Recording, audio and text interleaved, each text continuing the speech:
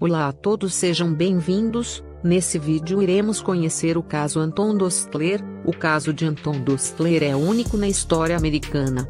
É a única instância em que um oficial general alemão foi julgado e executado por crimes de guerra sob a autoridade exclusiva dos Estados Unidos.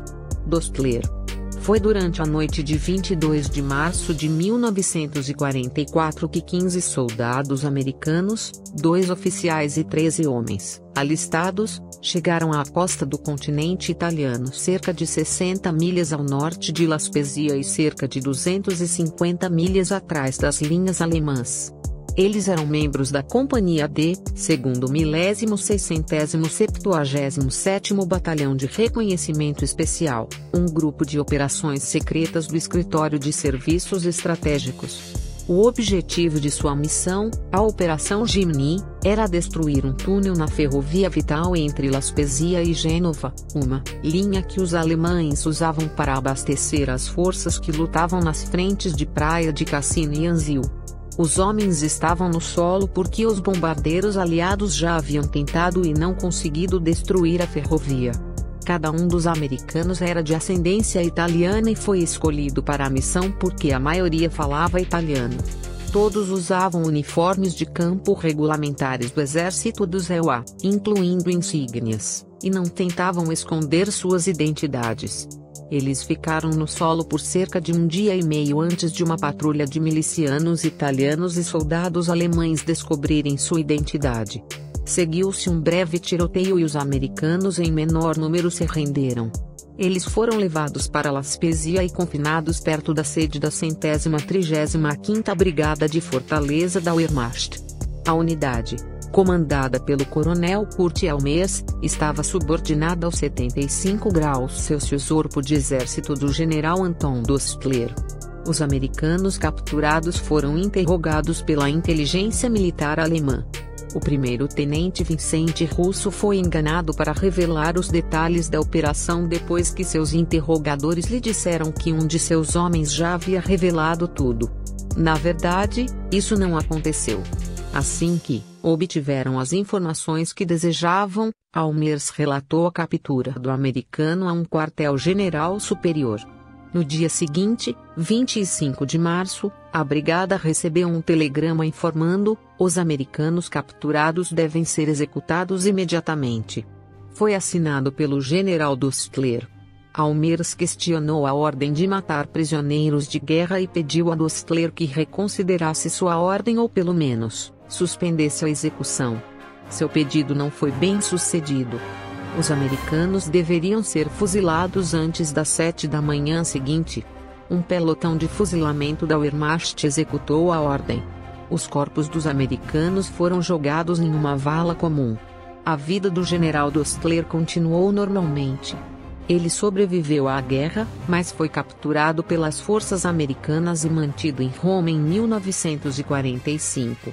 Dostler enfrentou uma possível sentença de morte em uma comissão militar nomeada pelo general Joseph T. McNerney, comandante-geral do exército no Teatro Mediterrâneo.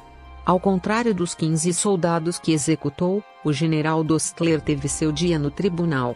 A acusação viu o caso como algo claro: os homens usavam uniformes militares dos EUA e estavam em missão militar legítima quando foram capturados. Eles tinham o direito de ser tratados como prisioneiros de guerra. Sua execução sem julgamento violou uma regra de direito internacional com centenas de anos. A defesa argumentou que, em virtude da natureza furtiva da missão, os membros do OSS eram espiões e não combatentes legítimos. Eles declararam que os americanos não usavam insígnias militares distintivas que pudessem ser claramente identificadas à distância e, portanto, estavam indevidamente uniformizados e não tinham direito ao status de prisioneiros de guerra. Essa linha de defesa foi de pouca ajuda para Dostler porque a lei da guerra exigia que mesmo os espiões tivessem direito a um julgamento legal antes da execução. Em seguida, a defesa argumentou que o juramento de obediência de Dostler a Adolf Hitler exigia que ele obedecesse à Führerbefehl, Ordem do Líder, de outubro de 1942, que proclamou que as unidades de comando aliadas violavam a Convenção de Genebra, ordenando que as unidades alemãs que encontrassem esses grupos os exterminassem sem misericórdia onde quer que os encontrem. A ordem de Hitler insistia que mesmo que os comandos pareçam ser soldados uniformizados, eles devem ser mortos e não devem se permitir se render. Finalmente, a ordem afirmava que se os comandos aliados caíssem nas mãos dos militares alemães por diferentes canais, por exemplo, através da polícia em territórios ocupados, eles não poderiam ser mantidos, mesmo temporariamente. Em vez disso, os militares deviam entregar imediatamente os comandos ao Sicherheitsdienst, o serviço de segurança das SS. Dostler testemunhou que não tinha escolha a não ser ordenar a execução dos americanos porque eles foram capturados durante uma incursão comando e seu juramento a Hitler exigia que ele obedecesse ao Führerbefehl, mesmo que essa ordem violasse o direito internacional. Em 12 de outubro de 1945, após um julgamento de 4 dias, a comissão militar considerou Anton Dostler culpado. Sua sentença, na terminologia arcaica das cortes marciais do exército, era ser morto a tiros com mosquetes. 50 dias depois, sua sentença foi executada. Pouco depois do nascer do sol, Dostler foi entregue ao grupo de execução. O oficial encarregado leu em voz alta as acusações dos condenados.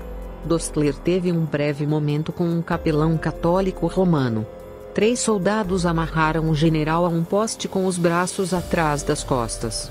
Um capuz preto foi colocado sobre sua cabeça, e um oficial médico fixou um alvo branco de 10 centímetros sobre o coração de Dostler. A uma distância de 15 metros do prisioneiro, o pelotão tomou suas posições. O oficial encarregado deu a ordem de atirar. Os tiros soaram em uníssono. O corpo de Dostler caiu para frente. O pelotão de fuzilamento deu as costas a seu corpo enquanto um oficial médico avançava